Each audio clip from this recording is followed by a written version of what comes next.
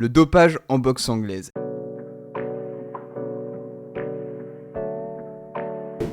Yo l'équipe, j'espère que vous allez bien, je m'appelle José pour ceux qui ne me connaissent pas, je parle de boxe, de préparation physique et de nutrition occasionnellement. Aujourd'hui on va parler du thème du dopage dans la boxe anglaise, donc il y a pas mal d'affaires de dopage dans la boxe anglaise, dans le milieu de la boxe anglaise. On va parler non seulement des substances mais aussi de quelques affaires qui ont fait les gros titres de l'actualité de la boxe. Et on va voir que il y a des substances pour tout, il y a vraiment des substances qui visent non seulement à développer la masse musculaire mais aussi l'endurance, et il y a aussi des substances qui vont simplement vous permettre de récupérer plus facilement de vos entraînements, donc vous donner un avantage dans votre préparation physique, dans votre récupération au quotidien. J'ai une citation qui est très intéressante et qui nous montre un petit peu l'état d'esprit dans lequel pas mal de sportifs sont, et c'est un petit peu normal. Lance Armstrong par exemple, au journal Le Monde en 2013 avait dit: c'est impossible de gagner le Tour de France sans dopage car le Tour de France est une épreuve d'endurance où l'oxygène est déterminant. En fait concrètement ce qu'il nous dit c'est que si tout le monde est dopé, c'est impossible de gagner une compétition. Je veux dire, c'est comme si vous alliez à la guerre avec un couteau suisse alors que les autres ils ont des kalachnikovs. Donc les produits dopants ils sont listés par la WADA, donc l'agence mondiale antidopage, et concrètement vous avez plusieurs catégories de produits dopants. Donc vous allez avoir tout ce qui va être anabolisant, donc pour la croissance musculaire évidemment. On va avoir les stimulants avec tout ce qui va être amphétamine, cocaïne, etc.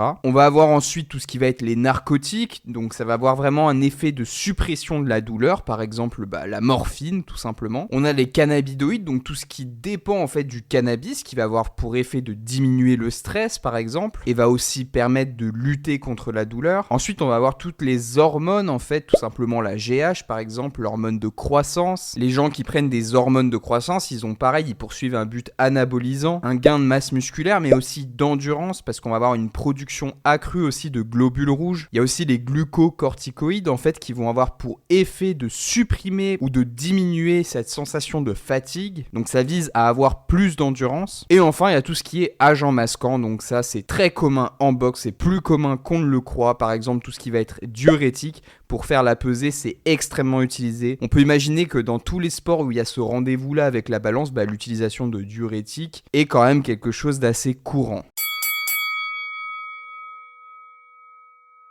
Maintenant qu'on a vu les grandes familles de produits dopants, donc vraiment c'est des catégories, maintenant on va voir les produits précisément qui sont pris par les athlètes et quels objectifs ils poursuivent en prenant ces produits en particulier. Donc en MMA et en boxe, on a pratiquement les mêmes produits qui sont utilisés parce que forcément c'est des sports qui sont similaires. On va viser les mêmes objectifs et le produit le plus utilisé c'est la testostérone. Plus précisément la TRT, donc c'est une thérapie de testostérone en fait. C'est prescrit médicalement aux gens qui ont un hypogonadisme, et en fait le but est simple, c'est de leur injecter de la testostérone pour pallier à une production naturelle qui est diminuée. Mais le truc c'est que les athlètes dans les sports de combat ils sont malins, ils savent que pour bénéficier de la TRT il leur faut une prescription médicale, et en fait ce qui se passe c'est qu'ils vont forcer cette prescription médicale en faisant quoi ? En même temps bout à bout tout ce qu'il faut pas faire en fait pour avoir des bons niveaux de testostérone. Donc concrètement ils vont faire des séances d'entraînement extrêmement longues, ils vont s'abstenir de manger pendant des périodes assez longues, ils vont aussi s'abstenir de dormir suffisamment, et ils vont se présenter à l'examen médical dans des conditions déplorables. Forcément à l'examen ils auront un taux de testostérone qui va être diminué et le praticien va leur prescrire la TRT. La TRT sans surprise elle va augmenter la masse musculaire, elle va augmenter la force de la personne qui est sous TRT, elle va aussi augmenter sa densité osseuse, et en plus de ça elle va augmenter sa vitesse de récupération. Donc en fait concrètement quand vous êtes sous TRT vous pouvez vous entraîner beaucoup plus dur, beaucoup plus longtemps et récupérer beaucoup plus vite. Deuxième produit le plus utilisé dans le monde des sports de combat, c'est la GH, l'hormone de croissance. C'est une hormone qui est produite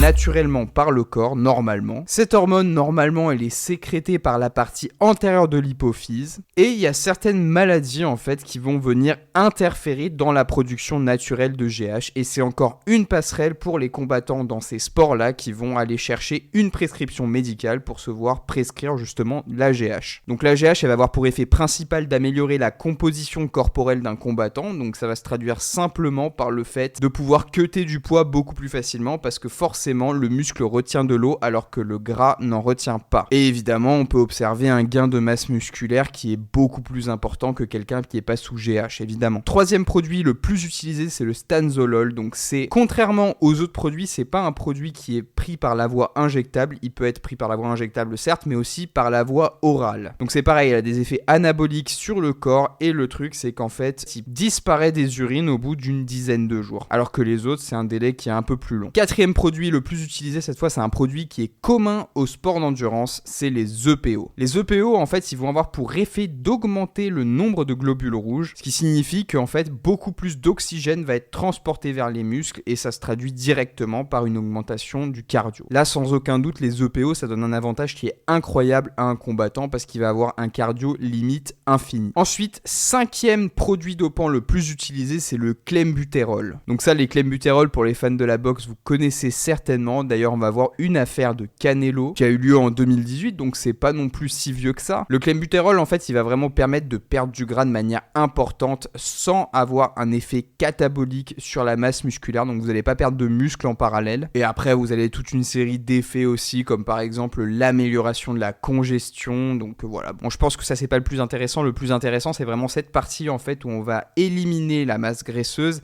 en conservant la masse musculaire. Maintenant, on va voir quelques cas de dopage dans la boxe précisément. Et on va commencer par le cas de Canelo en 2018. Donc Canelo, en 2018, il avait été testé positif à ce fameux clenbuterol. Sa ligne de défense, elle était simple, c'était de dire simplement qu'il s'agissait de traces résiduelles qui étaient présentes dans la viande qu'il avait mangée. Golovkin n'a pas cru une seconde à cette excuse-là. Verdict, Canelo a été suspendu pendant 6 mois, mais ça c'est pas vraiment une sanction très handicapante pour lui parce que à ce stade-là de sa carrière, Canelo, il faisait déjà plusieurs millions. Et quand je dis plusieurs millions, c'est de l'ordre de 50 millions par combat. Donc vous imaginez bien que 6 mois, c'est des vacances pour lui. Ensuite, on a le cas de Mike Tyson. Donc Mike Tyson, selon mes sources, lui, il était plutôt dans la partie des stimulants. On sait qu'il est rapidement tombé dans le monde de la cocaïne dès sa jeunesse. Et la cocaïne est classée par l'Organisation mondiale antidopage comme un produit dopant et qui est classé dans la section S6, les stimulants. D'ailleurs, Mike Tyson dira dans ses interviews en fait qu'il passait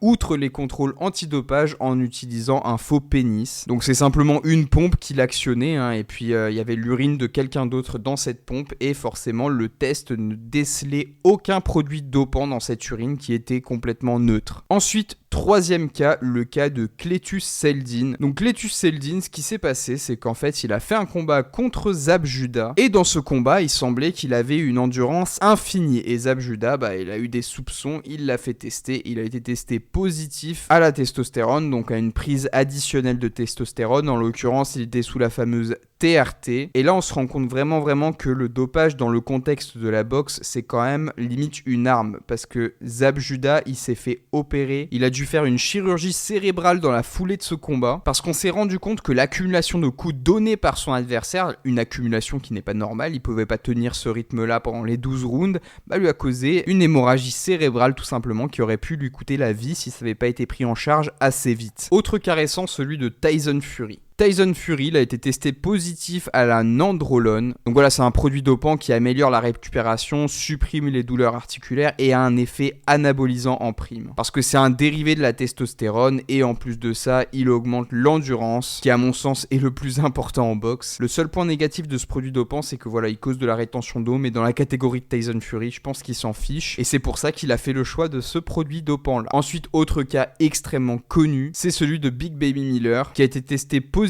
au GW1516. Donc c'est un produit qui permet notamment une aide supplémentaire en la perte de poids, etc.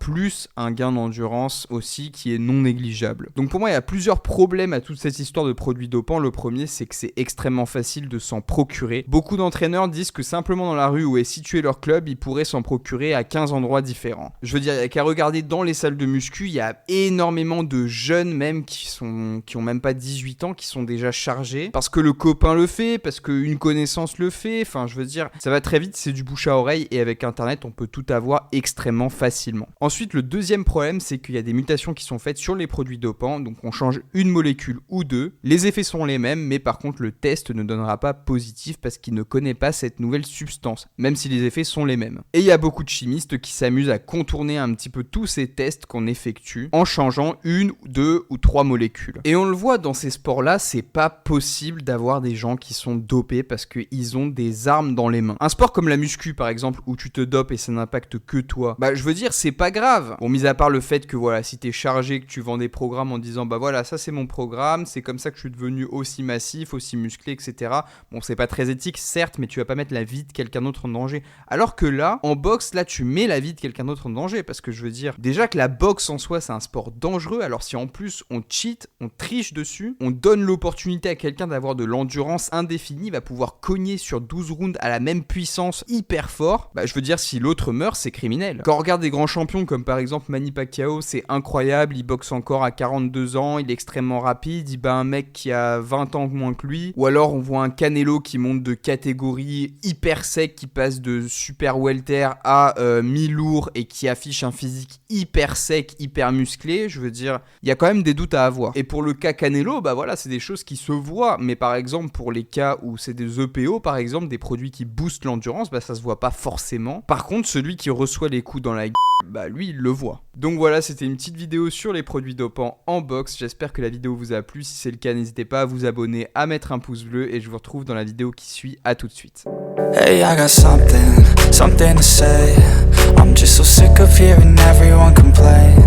I know it's tough and I know there's pain, but hitting bottom is the only way to change. So I'll keep hustling, you